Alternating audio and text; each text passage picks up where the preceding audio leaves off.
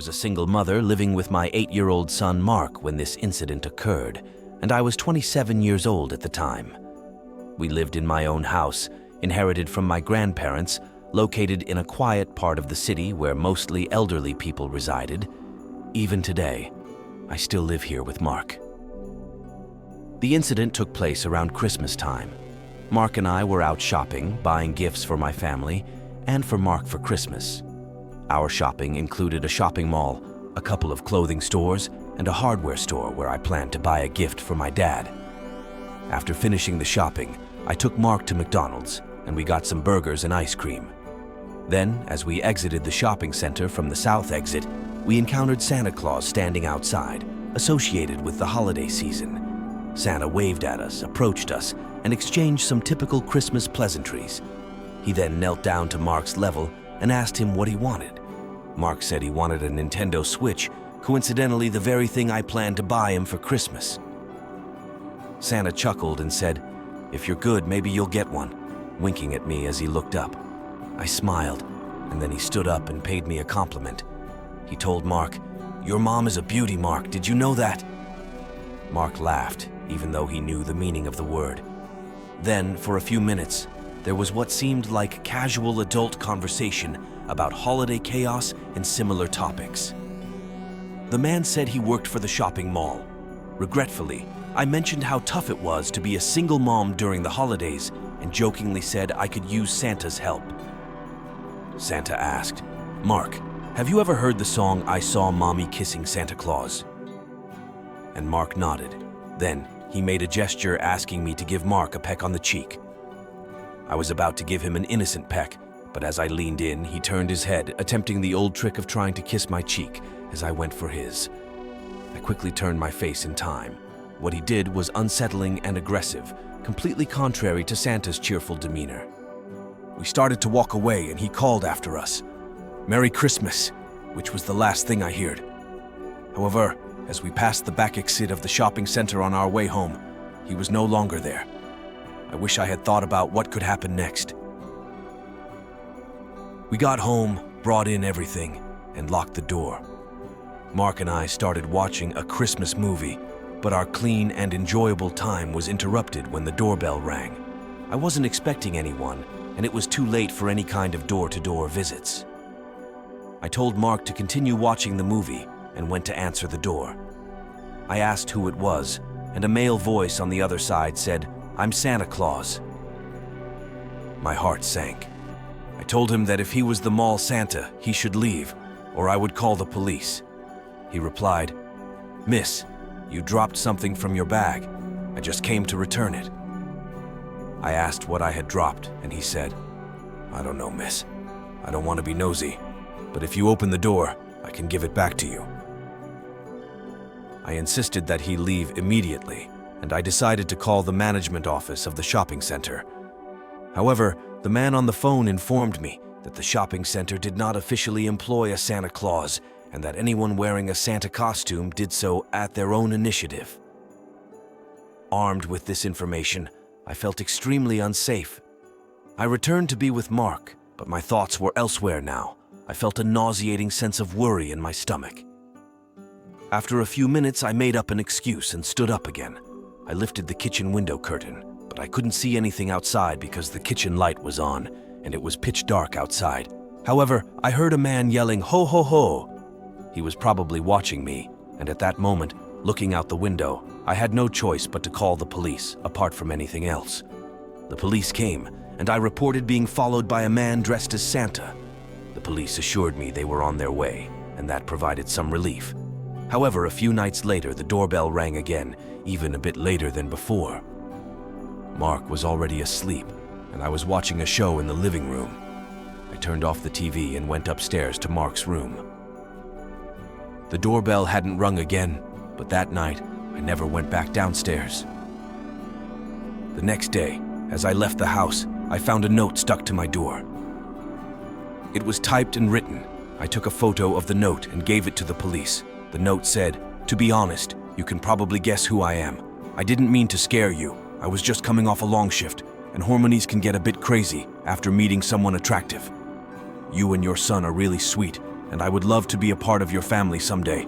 That night we talked, you can't deny the connection between us. I know where you live right now. I just need your phone number. You can message me anytime, and maybe we can plan something someday. I know this might seem a bit creepy or too much, but I'm a man who goes after what he likes. Just in case, if we don't talk soon, my heart will break. Anyway, happy holidays, and if we don't talk soon, here's my number. Best, Ted. I wanted to dismiss this note, but I took a photo and called the police again because his number was also written. The police said they would look into it and threatened to arrest him if he contacted the family. I never heard from that unsettling person again. I assumed the police must have taken serious action against him. A few days later, the police informed me that they had identified Ted's real identity and issued a serious warning to him. Ted had to back off from bothering the family, and he never surfaced again. The mother and Mark had moved past the incident over time, but it had made them a more cautious and security-focused family.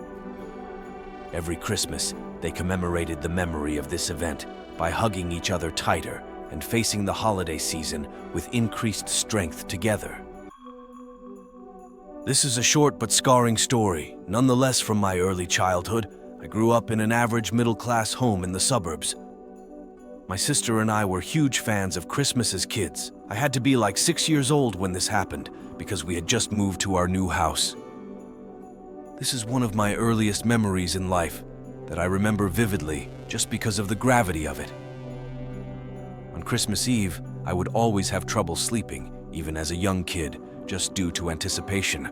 I would stay up really late, playing video games in my room on my old box TV. I'd play until I just fell asleep from exhaustion this night.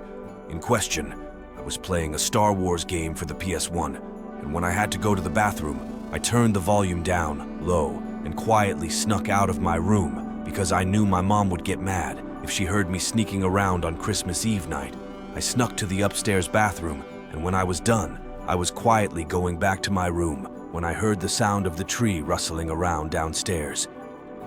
My first instinct was to think, Santa. I started tiptoeing down the stairs until I got to the bottom. The sound of the rustling pine needles was louder now. I peeked around the bottom wall of the stairway into the living room. There were no lights on except for someone holding a flashlight. I could see only the person's legs as they were bent over behind the tree. There was a black bag on the floor, and this random adult man came out from behind the tree and looked at me. He looked at me and put his pointer finger up to his mouth, and he made a shushing motion with his lips. He whispered, "Yes, I'm Santa." I was old enough and smart enough to know that wasn't what the Santa I grew up knowing looked like. I started screaming for my mom and dad as loud as I could. I remember the man started freaking out, deciding whether or not to take the bag. He filled with our gifts, and he ended up running away to the front door. I don't remember if he had to unlock it or if it was already unlocked or not. I just remember him leaving through the front door, and seconds later my parents running down the stairs. I'm sure I screamed there was a man in here, and them seeing the black bag on the floor filled with our would-have-been stolen gifts proved that here's where my memory started getting fuzzy, so I had to ask my parents what happened next, but my dad told me he went outside in his slippers and ran all over the place ready to kill someone. Half the ornaments on the tree were taken off and in the bag. What kind of sick, evil person steals people's sentimental Christmas ornaments? According to my dad, the method in which the man broke in was the back door, which it appeared he yanked open with a crowbar due to the chipped wood. A house a few blocks away had also fallen victim to this, and it was on the news. It was most definitely the same guy. I don't remember much from when I was 6, but this is a memory that most of it still sticks in my brain like it was only a few years ago. December 2020, my fiancé and I had purchased a house together a couple of years ago. It's a charming house in a decent neighborhood, a lovely area to start a family. That's why what happened 2 years ago was all the more shocking and disturbing. We knew all our neighbors, both next-door neighbors and the 3 closest ones across the street. Everyone was friendly enough, but you truly never know the skeletons hidden in someone's closet. Our neighbor Paul to the right always seemed nice the few times we'd speak, but he never really spoke too much. I'd see him outside almost every day, either coming or leaving for, I'm assuming, work, though I never knew what he did for a living. At this time, I hadn't seen the guy in a few days, and his car hadn't moved from his driveway. Obviously, that in itself isn't any cause for alarm. All the neighbors, including Paul, had their lights up already. I found it interesting how Paul, a single man in his 40s, would put lights up. I actually found it kinda nice. I was late to the party, putting my Christmas lights and decorations up outside. One night, while doing so, I noticed Paul's Christmas lights, out of nowhere, started flickering like crazy. All of them, not just one strip of lights. It looked like it could have just been faulty wiring or some electrical glitch. The next day, I left for work around 10 a.m. and noticed again Paul's car was still in the driveway. I also noticed all the blinds in his house were still closed. Even when I got back from work, the blinds were all closed, but his Christmas lights were on, so he was definitely home. I joked with my fiancée that he must have been on some kind of hibernation. Later that night, my fiancée came inside and told me about Paul's Christmas lights acting up. I went outside, and it was the exact same thing that was happening the night before. The flickering wasn't happening in a way that would appear that he programmed it that way. It was happening in a very glitchy sort of way. So I figured I'd be nice and go let him know and also see if he's okay since I hadn't seen him. I knocked on the door, and when there was no answer, I rang. All the blinds were closed, and I couldn't tell if the lights were on or not. When there was no answer, I rang one more time. Finally, the door opened, and Paul greeted me. I let him know about his flickering lights, which I just noticed weren't flickering anymore. I promised him I wasn't making it up, and he said he wasn't aware of that, and thanked me. I asked if he was all right, as I hadn't seen him in a while. He said he was just feeling under the weather. He was acting a bit off. Then I heard something from inside the house. At first, I thought I was imagining it, but it sounded like a child screaming for help. Paul didn't have any kids. I was about to ask him if he heard that, but on the spot, I decided not to. I said goodbye and walked back to my house.